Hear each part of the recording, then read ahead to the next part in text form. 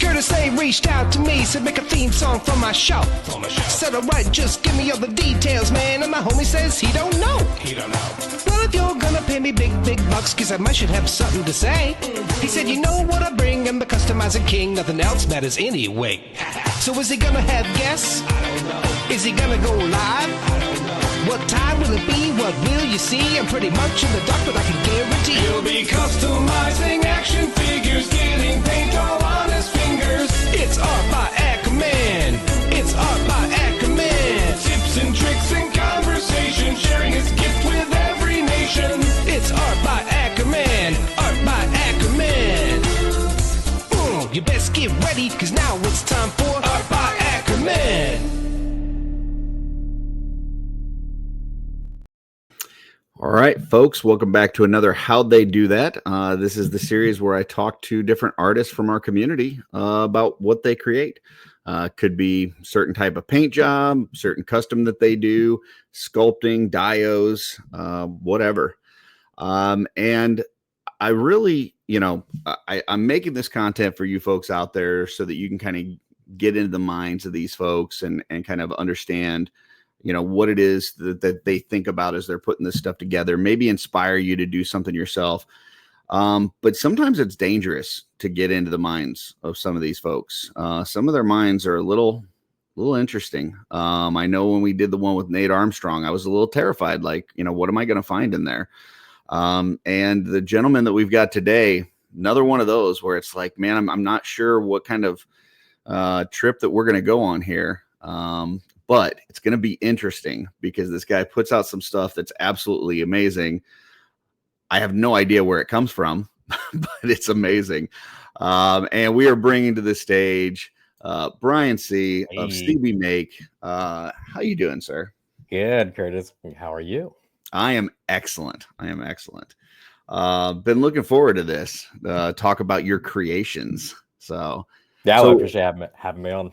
Yeah, absolutely. So first off, how long you been doing this? Just since COVID.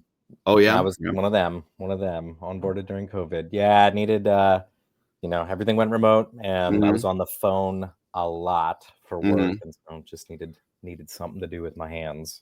Now you sculpt and you do like painting and customizing and stuff. So like, which came first? Well, chicken before the egg kind of thing. Yeah. 3D printing was the start. So, when we got those stimulus checks during COVID, I looked at my wife and said, 3D printer? This will keep me sane. And she said, yeah. So I started getting into that. And then, there's just these huge repositories of 3D models. So it was mostly just painting that or printing that. And at some point in there, I said, you know what I'd really love to do? This was before... so season 1 of The Mandalorian was out, and Hasbro had released their early season 1 Mando, but not the later season 1 Mando. It's like, I really just want to print a 2-scale jetpack so I can customize my own Mandalorian, have that because he hasn't been released yet. And then, so I used the 3D printer, found a model, scaled it down, started messing around with the programs, all that. And then all of a sudden, floodgates were open. So that's where it started. And then as far as like the sculpting, I'm guessing you're doing that in ZBrush. Actually, I just use Nomad. I exclusively use Nomad for the iPad. I know they're working on a desktop version of that. But I don't think I've ever heard of that program before. Yeah, it's exclusively on mobile devices as of right now. When I got it, it was a $15 app. I think it's $20 now. One-time payment, and you're using, you're right on. Oh, wow. Right. Yeah. Right. So versus ZBrush, which, after messing around with Nomad and getting a feel for that program, started looking at ZBrush because that's what all the professionals use and everything. And when I saw that subscription price, I mean, you're talking, I don't know, it's like $40-50 a month. It's just consistently turned me off. And I know some folks that, initially ZBrush had like a one-time fee. It was rather high from my understanding. But there's some people that are grandfathered in at where they don't have to pay the monthly fee. So that's kind of cool. But anybody getting in now, it's pretty, and you've got to really know, I mean, because it's not something that you could just be like, well, I'll try it and see if I, that's a pretty hefty price tag, because like you would have to be producing a lot to make up that $40 on a monthly basis. Yeah. It's kind of like getting a membership to a gym. Like if you're not going to go every single month, like, do you want to sign up for a subscription? So that's what I kept falling back, that I'm like, I'm getting done what I want to get done. I'm sure there's features I have no idea exist. I know there's stuff you can do in ZBrush you can't do in Nomad, but the guy who created Nomad, I mean, he's dedicated to the program, so it's pretty cool because he's constantly adding updates with new features and stuff like that. And it's a one-time charge. So there was an add-on feature that I paid $20 for and got, but other than that, I've been cranking stuff out using from $15 of an investment. Wow, that's pretty awesome. So there you go, folks. I mean, I learned something new. You learned something new today, hopefully. So are you doing it mostly on an iPad then? Yeah. So what I like about that is that it's I don't know what your technical terms are, but you're holding a stylus and you're working on it versus using a mouse or trackpad or whatever. Gotcha. ZBrush, I know there's a lot of people that when they go professional, they get a whole drawing pad, which basically functions like the iPad is doing, where you're working. Yeah, I mean, from seeing your stuff, and not only seeing it but painting your stuff, I never would have guessed that it's a $15 mobile program. Yeah. It's pretty cool. I mean, it's you put in quite a few nice details and come up with some really cool sculpts. So let's go ahead and get into it. Let me pull up this slideshow and put us down here at the bottom. Crabs everywhere. Crabs. Yeah.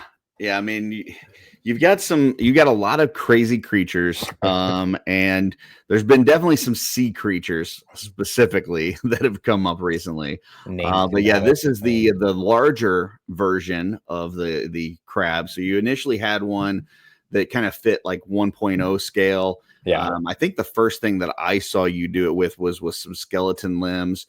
But I've also seen you do it with like dwarf limbs, just armored limbs, that kind of thing. So yeah, tell us a little bit about kind of the evolution of the crab that you've created.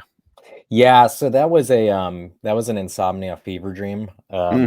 So I went through a stretch where I was averaging about 3 hours of sleep a night. It was not a pleasant experience. And one of the benefits of being able to do this on the iPad, with the sculpting and everything, is I could just go out to the living room, hunker down for a while on the couch and sculpt until I fell back asleep. So one morning it was 3 a.m. and couldn't sleep and needed something quiet to do. So a crab. I don't know. I can't tell you where it came from. I was just like, I had all these skeleton parts left over back from Empire Toy Store does those mystery boxes. I think he was maybe the first one that was really doing those. But every time I did it, I got a skeleton legion builder, and I don't like skeletons. So I wound up with all of these extra skeleton parts that I wasn't doing anything with. And so the crab was just an excuse to absorb some of those parts. So adding the 4 arm ports. Now, wouldn't you know it, my fodder box is filled with legs at this point. But well, the other thing is that I know when a lot of us got into Cosmic Legion, I mean, that first wave of Cosmic Legion had 2 Sphexians, and they came with a whole bunch of hands, right? Like we're in a day. I mean, it used to be every figure just had 2 hands, and now they're like throwing so many hands at these things. It's like, what am I going to do with all this stuff? So you have all these extra Sphexian hands, and so taking.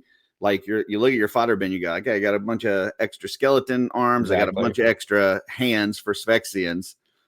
What can absorb this? Right. Yeah. I mean, that was essentially what it was let's think outside the box. Let's just do something crazy that'll soak up parts. And that, I mean, I was not prepared for the way that people responded to this. So apparently people like crabs. I think it's just such a unique idea. Like we've seen a lot of people do torsos. We've seen a lot of people do heads, right? But to do something that is like completely outside the box, like, okay, this is going to attach to the waist, but it's actually going to be a head, a body, the whole thing. It's going to have 4 arm port. Like it's just so unique, I think. And then on top of that, when you actually go to start painting it, like all of the details that you got on the top of the crab shell, like all the spiky parts and stuff, like it's just so well done. Like that when you paint it, you're like, man, this is just very satisfying to paint, right? So it's just a very cool thing. Well, the first time I had somebody say this feels like an actual crab shell, that was super cool. Yeah, just nailed it. And what's crazy about that, I mean, the way these sculpting programs work is literally that's a stamp. So you know, it's an image that's just a bunch of dots, and then you just scale up the intensity so it you know, it raises it off the surface of the model, and then you just stamp and cover the surface with it. So it honestly, it's not even that complicated to do something like that, but the result then when you print it, you're like, it's all there, the detail's all there. It's so cool. Well, I think that, I mean, the execution is one thing, but like just the idea of having it, like that's where, like, you know, you and Nate Armstrong are the two to me in my brain. It's like mad scientist, right? Nate's a whole other level, man. But it's like it's where these ideas are coming from, and yeah, I just. This was definitely for me. This was the sculpt of the year last year. Like I thought it was so just unique and awesome. And then I saw so many people do different varieties of crab, and you know, Jesse painted some for the Maryland Toy Show, and you know, just, you know, I've seen space ones and all kinds of stuff. Obviously, you got one here that has got a chef hat and a couple knives, and like, yeah, just some fun with this thing. Oh yeah. And then obviously the one we started with was the big one. So yeah. So tell us. So you got the little one. It's you know, kind of picking up in popularity. And then what makes you go, you know what I need? I needed to like upsize this and add some tech arms and just make this into a giant like mech. Like what is this? So again, it starts with realizing, okay, I have this model, you know, I've already designed it, and I have the resin printer, which I'm doing most of the Legion stuff on, but I also have an FDM printer, which can print much bigger. And so at that point, I'm like, well, if I just type 300% instead of 100%, what happens? Lo and behold, it gets really big. And then at that point, you're like, well, now what do I do? I have this big crab. And initially I was like, okay, well, maybe, you know, obviously like the claw there is another printed part that I just took off a model and, you know, cleaned up and stuff. I think it was actually a 3D scan of a crab shell or crab claw and just cleaned it up a bit. I realized, hey, I can't really find, you know, looking through available figures and stuff out there, like looking at monsters and stuff. There's nothing I can do that's really going to fit organically to make it just a big crab monster. And I wasn't interested in trying to, you know, sculpt all those parts.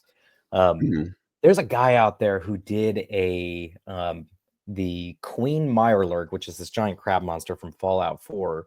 And I forget what the guy's handle is, but if you just do Queen Mirelurk Fallout 4 custom, he sculpted every single bit of this thing, and it's absolutely incredible. So I'm looking at that. I want that. Can't do that. Okay, Mecha Crab, next best thing. I have lots of robot parts, and so at that point, it just gets fun to like, what can I glue onto this? So you say you've got a bunch of robot. So where do these parts come? Like, what did you have? Yeah. Okay, so the legs are from an Avatar 2 crab mech thing. So that's already like super easy. You know, saw that, was on clearance, grabbed that. Yeah, so that made sense. Just start with those for the legs. And then the arms are from, I forget what this series is. They're like a throwback to, they had like sucker cup feet. Okay. But they're these robot figures that I guess they were an old line from like the 80s or whatever, and then they just redid it. It's the same company that's doing like, they're doing like Biker Mice from Mars. They might be doing like the Street Shark stuff, but kind of reviving those old lines from the 80s and 90s.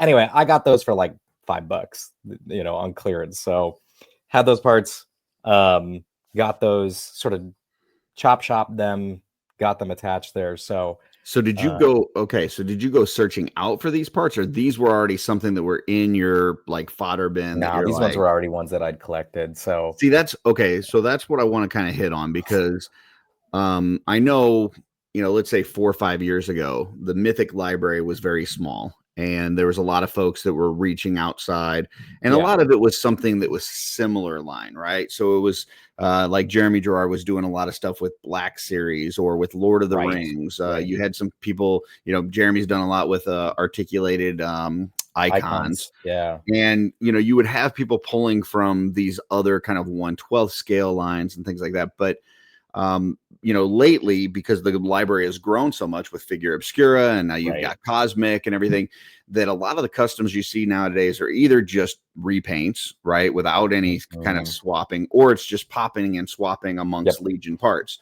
So the kind of the art form of using stuff outside the line is going away. But then even more than that, like, you're using parts that you wouldn't think about mixing with Legions, right? Like, these are like really obscure, not 1/12 parts. So tell us, like first off, how big is your fodder bin? How much stuff do you have in there? And then, like, what goes through your mind of, what would work well with this would be this giant robotic arm that I happen to have from whatever.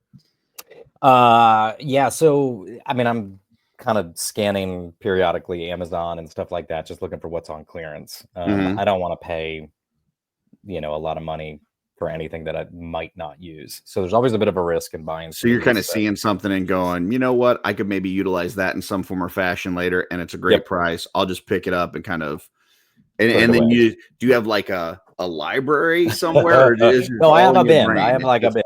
Okay. So there's the robot bin, so sort of mechanical type stuff, space bin, and then organic bin, so creatures and stuff like that go in another bin. See, this is the kind of stuff that I'm wanting to get people to understand. So you are kind of sorting things by categories that you think make sense. So then when you go to build a custom, you go, am I looking for organic parts, or am I looking for more mechanized parts? Am I looking for space, or am I looking for sword and sorcery, like whatever?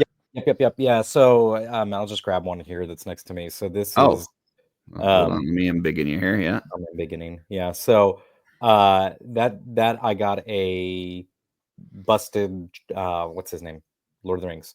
Tree. Oh no, I'm sorry. That's what I thought. The Treant thing from yeah. So so this was like, it was missing a hand. So super deep discount saw it was like Mushroom Dude, Myconoid. If you know D&D, they're the shambling mushroom guys. So that was an example where I'm just sort of scanning eBay, saw, hey, there's a super deep discount figure. I could do something with that. All that mushroom, fungal stuff is just sculpted then. So that's traditional sculpting. Would you say that sometimes you're seeing the parts and immediately you're like, I know what I could use that for a custom, and then other times you're like, I'm not sure what I'm going to use that for yet, but I definitely can utilize this at some point. Yeah, and that's where it gets dangerous, because there's plenty of stuff sitting in the fodder box that's been there for quite a while, and I'm like, I don't know if that's, or you wind up nipping off one little detail or something. You're like, probably wasn't worth the $10 I spent on it, but maybe I'll come back to it. So that's why most of my fodder lives in my basement. So my 3D printer setup's down in the basement. And so that's all tucked under one of the workbenches down there. So I have to actually actively go and hunt out parts when I'm looking for them. I think that's really cool. So like sometimes you already, when you see something, you have a project in mind. Here's what I'm going to do with it. And other times like this, you're like, okay, I'm playing around with the program. I can make a big crab and I can make a big claw. And then you like head downstairs and you just go, okay, let me try to figure out. It's almost like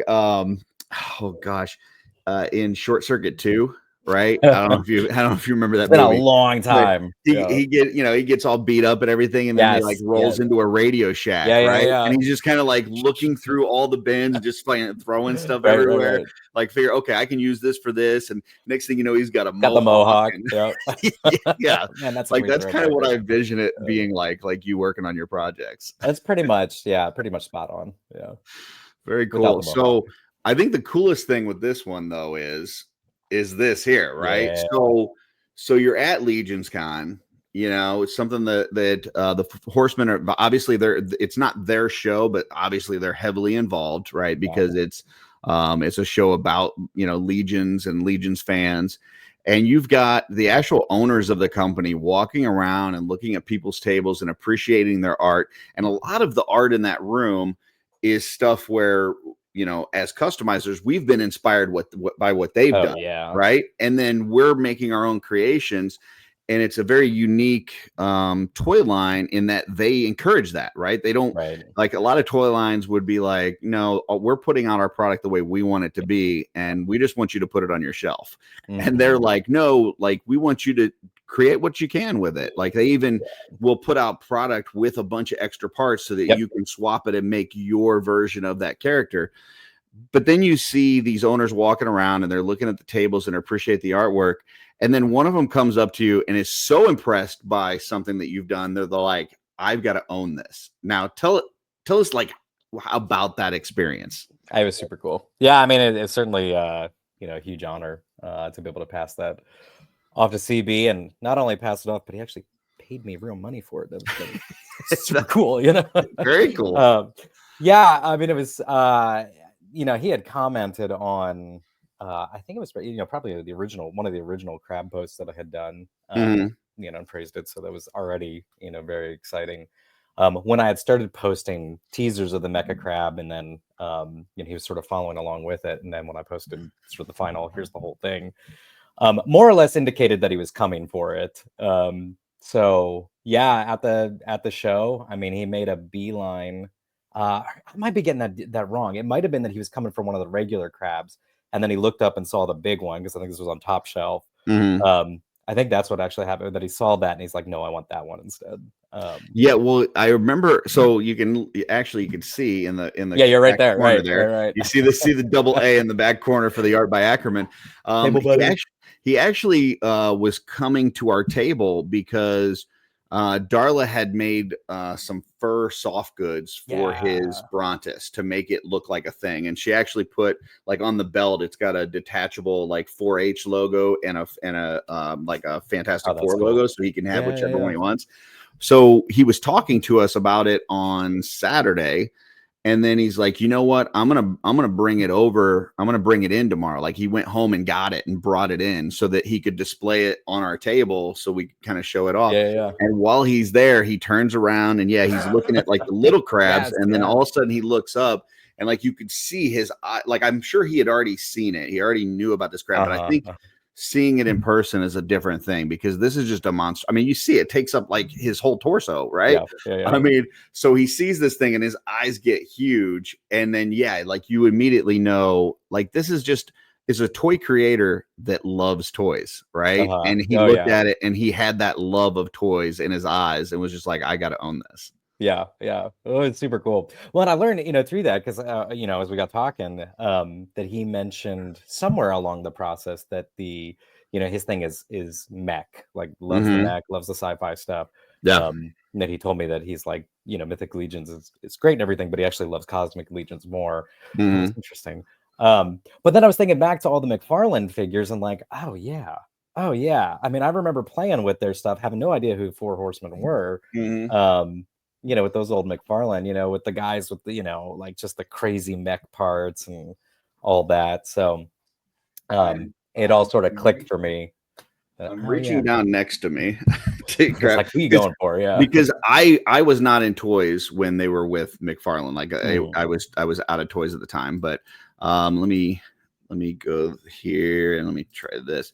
But recently, I've like started looking back at some of their stuff. So like this. Yes. Like, right. So where you're having like these anthropomorphic figures and just throw a whole bunch of guns, and you can get this guy down on all fours to where you can get like in a charging pose and like his neck slides back. And then like stuff like this, right? Like this feels like like an armored space warthog thing. Like this feels like something you would make, right? Like I could totally see you doing something like this in Legion scale.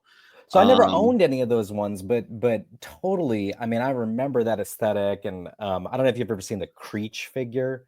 I don't know if I know that one. Okay, so it's like this big green guy with giant red fists, and he's got like these mechanical dreadlocks and everything, and just big punchy fists. Yeah. And I never owned that figure, and I think he's a comic character and all that, but that aesthetic I just very, very much drilled in my head from like walking down KB Toys and like seeing all the McFarlane figures up there and everything. And very cool. Yeah. I mean, you could tell. I mean, it definitely hit him in the feels, and I just think that's an awesome, thing for one of the owners of the company walk around cool. And not only want to purchase something that you made, but just like be so excited about it. Like you could tell like that made his weekend picking that thing up. Yeah. So, yeah. It was cool. It was cool. Very neat. So there's the crabs, and then not to get too far away from sea creatures. So then you put out this one, and I think this is the one that I was mentioning to you earlier backstage before we started. That I think you posted this, and in the post you said, "There's Legion's parts in here, I swear." Yes. So tell us a little bit about first, how did this come together, and then what parts are in here that are Legions? Right. Well, okay, so the if the crabs created this whole fodder bin just of legs, I was like, well, I need something that's going to absorb legs. It's just a constant amount of how can you reduce your fodder bin. Okay. Yeah, it was getting a little excessive. Well, because then people were like, hey, but I have made probably over 20 complete crab customs, complete painted, sold, the whole shebang. So I wound up with a lot of legs. So this was just okay, let's just what has many legs and can work with other stuff I've got already. And I'm like, let's just do a lobster. Crayfish. It reminds me of if you've ever seen like a kid play like a race car game in an arcade, right? And they're in like the one ditch, and then they swing the wheel the other way, and now they're in the other ditch. Yeah. Right? Like that's instead of just pulling back and straightening out and going on the road, they're like one ditch here, like you're like too many arms over here. Too many legs. Maybe it'll even out if I make a note. No, I don't know. Yeah. Now the trick with this one, because it has so many 3D printed parts on it, I have only made one of these complete, which is sitting next to me here. Now I definitely see bracers on here, and I see skeleton legs, and I see Sphexian like the little arms. Yep, the little arms. Yeah. So the little arms. Is that the main? Yeah, skeleton legs. This still does require a set of skeleton arms. And then it's just the Sphexian hands, little hands. So the torso, like both parts of the torso, top and bottom, are 3D printed. Claws are 3D printed. All the feet are 3D printed. All the little antenna, I 3D printed in like a flex resin, so they have a little spring to them. Yeah, so I mean, it's articulated at the center there. I'll bring them over here. Oh yeah, let me big in you. Yeah, here we are. Oh yeah. So he's articulated at the center, and then it's nice and tight there. But that's all 3D printed stuff, and then I just have rescue tape in there, so to create that, give it a nice tight hold. But very cool. I know. So this one came out last year at Legion's Con. I'll just give myself real quick. Which one is this? Is it the AA24 or something? I don't know. And it used that Sphexian torso, but it obviously isn't using the Sphexian mini arms and the little sockets on the side. Yeah. And for just a tusk build, I love this build because it kind of elongates it, stretches it out. Same thing with the long arms and stuff. So, I know I've already started working on some where I've converted some Sphexians into tusk, and that would be a way to maybe get some extra of those little arms too. Yeah. just something to think about. Like it was so funny, man. When I realized there was a demand for the crabs, I just threw out the cabal signal. Hey, help! I need Sphexian hands. There you go. So many Sphexian hands now. Oh, I bet. Ridiculous. I mean, like I said, each of those Sphexians come with like 10 hands or something. So all I had to say was, "Hey, do you have extras of these?" And like, people were like, "Please take them. Please take them." Especially if you make a tusk out of it, because then you don't need any of those arms and hands and all that. Right. Very cool. All right, let's see what we got next. So, some more sea things, and I promise I make things other than sea creatures. I promise. But okay, so I saw this one on the left, and I didn't see this until I was pulling pictures for this slide. What the heck is this? It is so crazy and weird, and yet so freaking cool. Like, I love this thing. So yeah, tell me about what's going on the left. Yeah, okay, so this was inspired. I saw somebody did like a concept art of like a little anthropomorphic like fish, like a goldfish, kind of that Japanese koi sort of goldfish. Yeah. So, I saw that and then was like, those guys are so funny and dopey looking and they're great. I need to make one. So, I was in the hospital with my daughter. She's doing fine, but we were holed up in the hospital for a good long while. So, while I was camped out there with her, I was like, just doing tons of sculpting and just trying stuff. Had the time to get something weird done. So that part it's one solid bit. I mean, that's it right here. Oh wow, hold on. I figured we were going to talk about this. I'm thinking about getting one of these.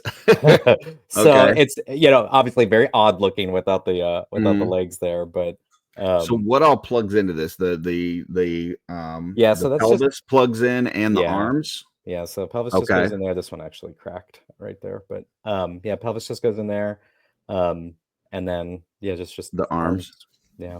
That the rest of those are just hollow holds, so it's not too much. Yeah, I'm definitely going to need to get one of those. Now, is that a part that you're selling, or was that kind of a one-off thing? It was a one-off, but all I have to do is hit print again. So it was the kind of thing that I'm like, I don't imagine there's going to be who knows? There's not going to be a lot of demand for that. Yeah, you're wrong. You're wrong.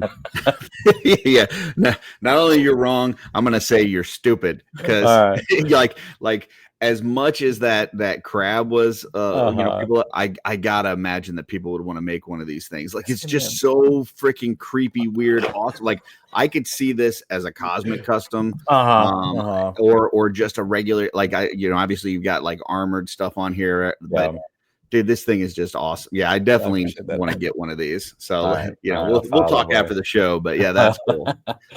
And then this other one, now, is this a piece that you did for Legion Shop? Is that correct? The one on the right? So I had done it prior to Legion Shop, and then when Jeremy tagged me in, just made that available there. So originally it was on a 1.8, it was a dwarf. Gotcha. Because everybody wants a dwarf humpback whale guy. For sure. So, yeah. So then it was like, well, it was in high demand. People were saying, hey, we love our dwarves, but where is the humpback whale dwarf? I got an itch, and the only thing that's gonna scratch it is humpback whale dwarf. Okay. So anyway, same kind of thing, that it's like, well, I got a little one, why not a big one? And I had gotten the blue ogre. I cannot think of his name. Archimedes. Yes. Yeah. I got him in a trade. So I had one sitting around, and I'm like, well, just adapted. Now that one it wasn't just a scale up. That one actually took some adapting to make it work with the ogre. He's got a tail on the back of him, but that needed some surgical boom boom construction to boom boom port construction. So that I could get that in there, and then gave him a little hammer topper, custom hammer topper there. So that one has been gone for a long time. And this guy I sold probably 2 years ago, something like that. So gotcha. Yeah, I want to say that Jesse was maybe painting up some of these for Legion Shop a long time ago. But yeah. It was fun at one point when the vampire ogre Decibalus or whatever. Decibalus, yeah. Decibalus, thank you. When he came out, I was like, well, now it's time to make a beluga. So, used him and made a beluga ogre guy. So he's out there as well. Very cool. Okay. Now these were ones that, and I've got a lot of people I'm following on Instagram. I got like 1,000 people I'm following on Instagram, and my feed I get a lot of stuff with toy photography, because we're always doing the shelf selections for shooting the shelf. So there's stuff that I just don't see, and I didn't see these guys until Legion's Con, and I was like, what on earth is this? And I love it. Like this dude's got a space plunger. Like, what What the heck? Really intense clogs. You know what those aliens eat? You know what they're putting at the man, you just can't yeah, they do that. They did that outpost wave. I'm sure that there's some clogs in that outpost. You know, you got these space pirates from all over, who knows where. They're coming in there. Sure it's not their home. They don't care. They're just dirty, nasty people. And somebody's got to come in with a space plunger. So tell us a little bit about these guys here. Yeah, the catfish. Well, I figured, so it was the outpost wave was what inspired this. That now these are both on just the science officer builder, but I just figured, I think I had made because I had an axolotl that I had made a ton of for Mythics, and then was like, well, let's just do a cosmic axolotl. And so I gave him the plunger and said, okay, he's the plumber. I was like, that doesn't, that feels mean to make the axolotl the plumber. Yeah. So you know who would really be, like, if you were doing anthropomorphic, who would be the plumber? It's going to be a catfish. So of course, man, like they're bottom feeders, they're hiding in. You don't want to know how he cleans the toilet. He just gets it done. Just gets it done. So that's what inspired that, and then just catfish are just so. Now, wasn't the story? I thought you told me a story that these guys were like brothers. Is that right? Yeah, like plumber brothers. A little Mario Luigi kind of vibe. Right. Yeah, they all function as pairs. So the other guy's laying down suppressing fire, the other guy's plunging the toilet. So on here you've got I just want to kind of understand the parts you made. So obviously you got the plunger, you've got the two heads, and then it looks like you've got some sort of shoulder contraption. Yeah, so that's a custom piece that I've sold a few of those, but again, with those big chunky resin pieces, like it's hard to have a lot of them available. But I designed that back piece to go with those.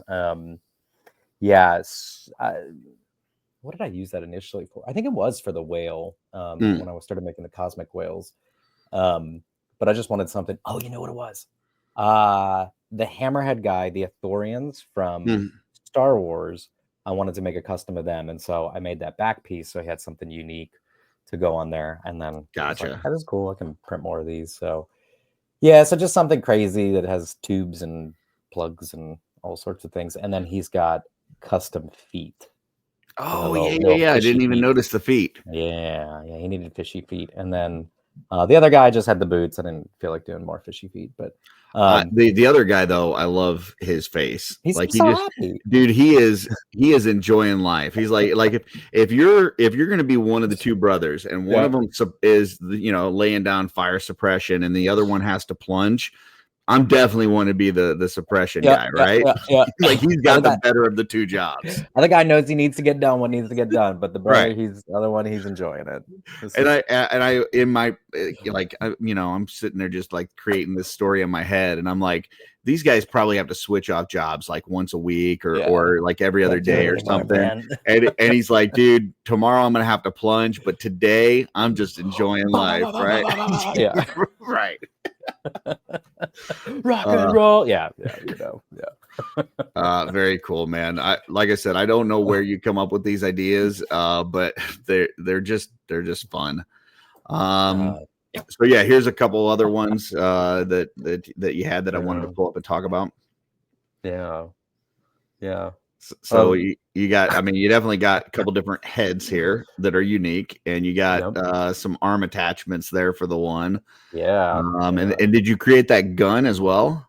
Yeah, the gun is custom. So then I have that up on my eBay store I adjusted the model a little bit, so I took off the kind of those little segmented part in the middle, so it looks more just like a sawed off space shotgun. But the tubes on the blue cat guy are cable.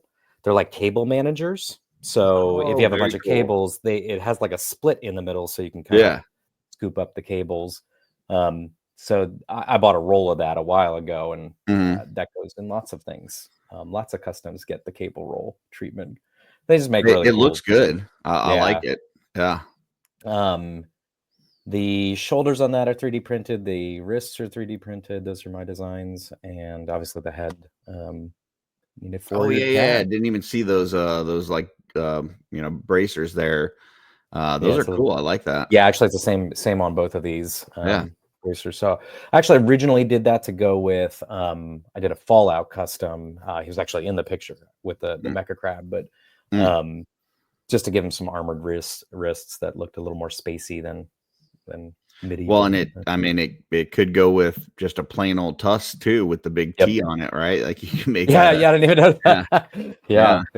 So the snail guy, actually Jesse Arnold was he had given me a bunch of fodder, and that the tentacle arms are from, I think it's an old Marvel Legends The Brood. Oh, I figure. thought you sculpted those. Okay. No, so those are bendy. I sold this guy. This guy got sold a while ago, but those are bendy, and then I just chopped a Mythic Legion's or Cosmic Legion's hand in half, and just fused attached those, it on, huh? Yeah. So it retained the wrist mobility, but you get the bendy. Very cool. All right. We're going. So, and I think I've got 2 slides on this, but I think this is the last one. Oh no, I've got one more after that. But yeah, okay. So we're going troll size here, and I actually this past week I did one with Perry Morrell Jr. Oh man, yeah. Obviously, he does a lot of troll stuff. Yep. And he's definitely worked with you on some things that you've helped create for the trolls. I believe the hands that he used for the Kraken, was that something you designed, or was that Mark? That was Mark. Mark designed those hands. And now those hands, those went with the turtle head, right? And was that him too that did the turtle head? I don't think no, I haven't seen the episode with Perry. Okay. I haven't seen the custom you're talking about, but I think that I've seen a turtle head that's been bouncing around that I think Jason Rodriguez did. Okay. Yeah. I was trying to figure out where, because the hands that he used for Perry made a Kraken, which is the heads from Paul Sutt. But I thought he made that as a set that went with something else. But I sometimes I know you and Mark are both working with Len a little bit now, and so sometimes when I see these crazy creatures, I'm like, it's one of those 2 guys, but I don't know which one. But Mark had done like hands and feet, and then he had given me a set to test out with. I had done a dragon troll that I sold at Legion's Con last year that used those hands and feet, and they worked. Because you also did stuff for Nate for his Moby Dick. Yes. Custom, right? Yep. I should have got a picture of that. But so what all did you create for him for that? I did the head, so the head sculpt, the sperm whale head sculpt. So I was in whale mode. And I think that's the only troll size was just the sperm whale. So I didn't adapt the other ones to the. And was that like the other sculpt that we looked at earlier? Was it kind of like a take off of this, or was that a whole different thing? Yeah, I mean the sperm whale obviously looks very different. It protrudes out. Gotcha. Okay. More. So that was like just from scratch, kind of making. Gotcha. Yeah, I used the. And did you? I mean, so what is it like when crazy meets crazy? So Nate calls you up, and he's got his crazy ideas, right? And you've got your own crazy ideas, and he's like, "Hey, I need you to make me a giant whale troll thing." Tell me about that conversation, how that works. Yeah, well, that was a few years ago now, but it was a lot of fun because I forget how we got talking about it, but he had tipped me off that he was thinking about doing a Moby Dick troll. I think I might, because I had done a whale, like a slightly different whale that has like big tusks, so it was sort of its own creature, and I never really did anything about it. I mean, again, like printing troll heads is always risky. It's a lot of resin. If they don't sell, just so I was not keeping stock of those things. Was just throwing them up, and hey, if somebody wants one, I'll sell it off. But it's really just what I want to do. So I had done that, and I think either that or one of the other troll heads I had done tipped him off, and we got talking. He said he wanted to do a Moby Dick, and I was like, look, I'm really excited about I think I actually, before we even came up with a deal, I think I had already sculpted. It was like, look what I did. And then he was like, whoa, we need to talk about, how, like an arrangement or something. And I'm like, no, but I did it. So you started pushing forward, huh? Yeah. I was super excited about it. And I had already designed the tail for the other whales that I had done, that I just scaled up and was like, here, I'll print you a tail. So you have that for Moby Dick. So at that point, I was like, that scene in Dark Knight when Joker's talking about he's a dog chasing a car. He doesn't know what he'd do if he caught it, right? Like you're just I made it, but I don't know. Yeah. There's actually a decent amount of that happens. I don't know if this will work, but I sculpted it, so let's find out.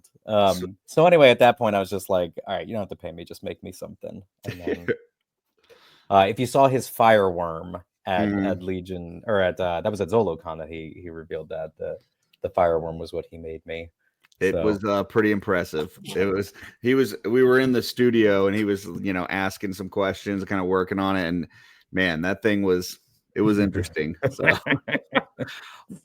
speaking of interesting though, so tell us about this thing. So this thing's got like these long tendril arms. It's got 2 heads on a troll, which a lot of people stay away from the troll stuff because there's just not a lot of pop and swap option. Yeah. It's a lot of stuff to paint, and like you said, because there's so much resin, the prints are not cheap. Yeah. But yeah, so tell us what is going on here.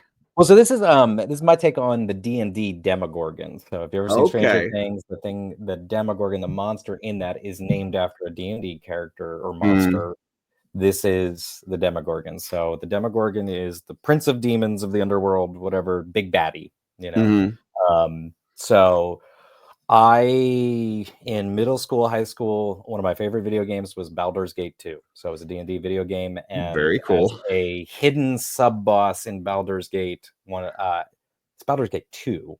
In the sequel, a hidden mini boss, well, not mini boss, he's real big, but he's an optional boss that you can fight. So that was kind of my introduction to him. And so having the trolls sitting around was like, it would be off the wall. I was trying to do a Demogorgon. So the Demogorgon is described as this like 18-foot tall lizard monkey, and he's got 2 heads, and the 2 heads they have separate intellect and separate consciousness, and they fight with each other all the time, and then they do lots of evil things. So I just wanted, let's just make a big baddie for the shelf that I can throw all my knights at. Everybody else is fighting this. So generally, look, I'm a Christian man. I generally stay away from demons and stuff like that. But I was like, all right, D&D, I'll do that one. We'll see. So yeah, so he this is midway through the process. So I created a 3D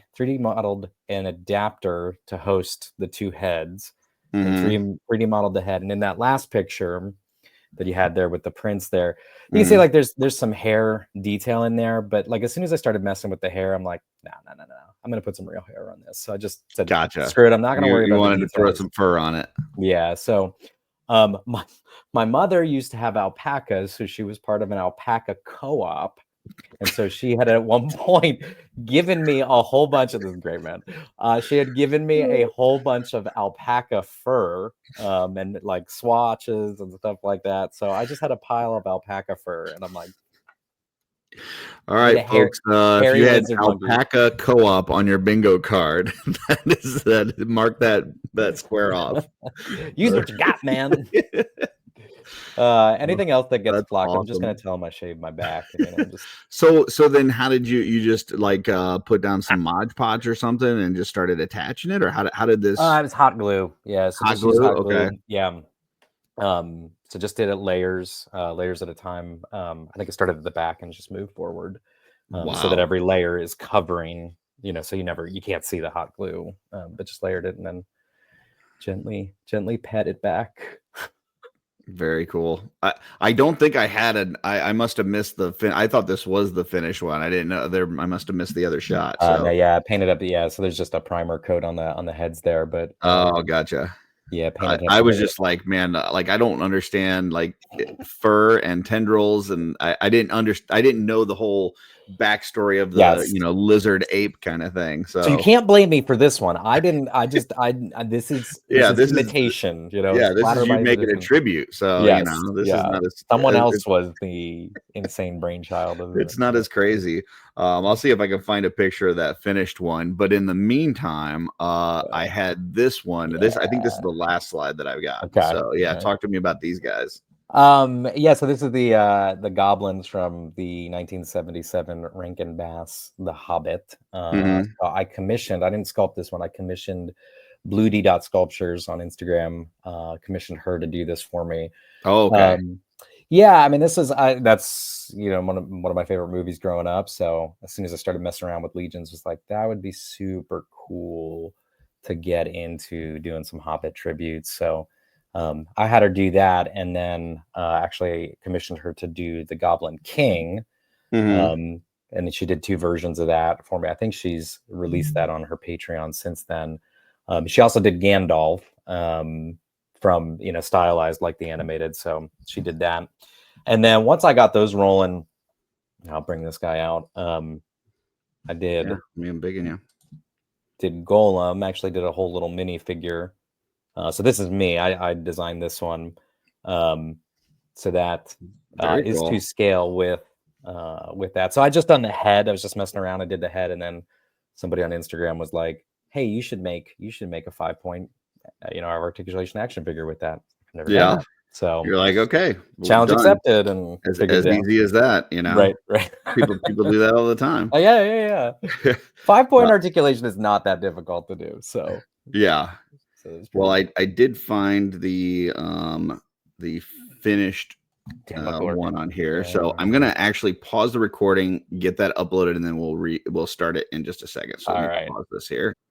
All right, we're back. I pulled up those extra slides because I'm just terrible and didn't pull up the right pictures.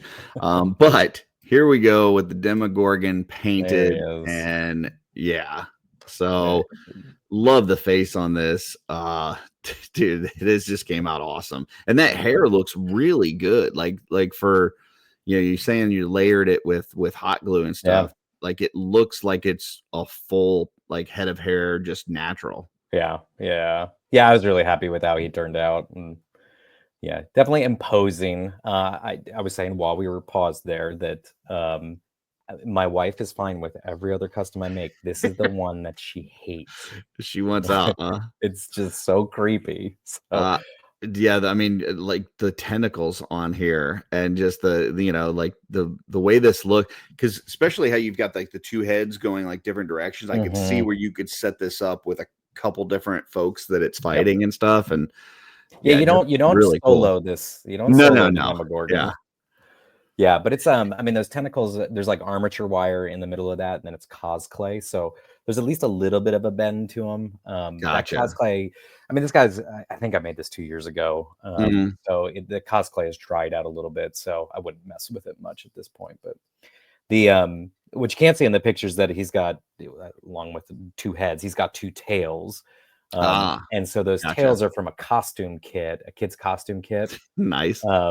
It was like a little dragon, and the tail kind of hooks into your belt loop. So I use those for the tail. I use the wings for the dragon trolls that I had done. Gotcha. I've seen that cut, like, because you've said that when you've done that, the wings on there, and I've looked at that costume, and I didn't even realize that it had a tail with it too. Yeah, some of them come with it, some of them don't, but I had a bunch of those because I made a few of those. You're just trying to use everything, anything that you have. I'm gonna find a use for it.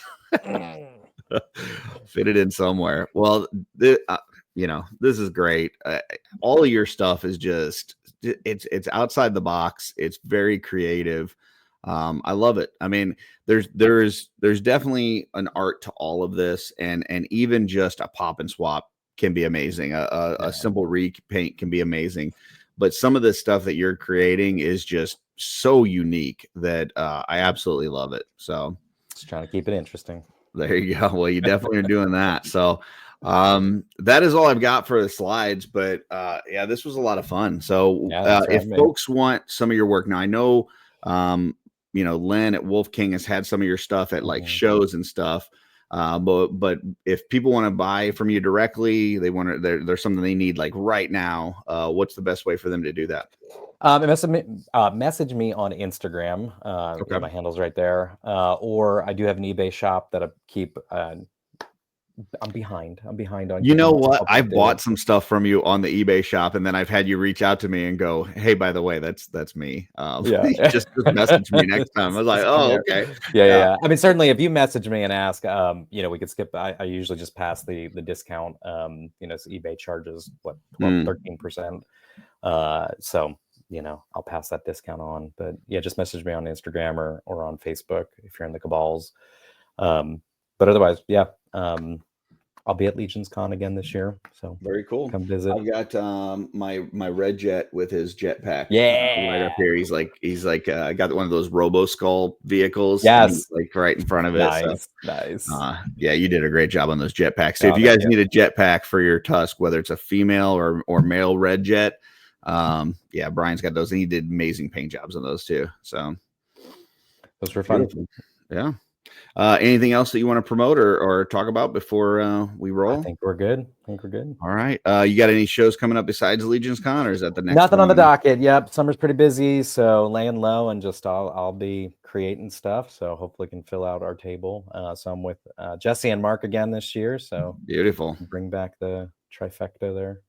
Beautiful. Awesome. Well, I'm going to put you backstage. I know I've kept you pretty long, so if you got to run, totally understand. If not, hang out. I will be with you in just a minute. Sounds good. All right. Thanks, man. So there you go, folks. Another fun How'd They Do That. This one was a lot of fun for me. So a couple takeaways. Sounds like that Nomad software might be a good way for folks to kind of test your skills at some sculpting without the big expensive ZBrush. So maybe check that out. Think outside the box. Use fodder from other lines. Try to kind of open your range of what is acceptable to put into a custom, or what you might think to put in a custom, because you may come up with something really awesome.